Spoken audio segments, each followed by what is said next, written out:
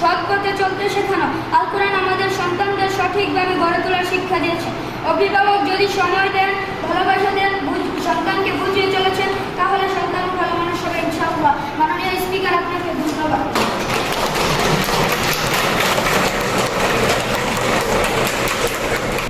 মাননীয় স্পিকার, আপনাকে ধন্যবাদ। মাননীয় স্পিকার, যদি উনি সন্তান কথা না শোনেন তাহলে অভিভাবক কি করবে? মাননীয় স্পিকার, আপনাকে ধন্যবাদ।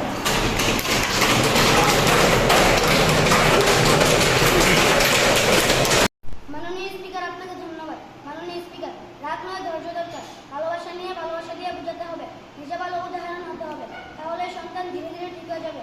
মাননীয় স্পিকার, আপনাকে ধন্যবাদ।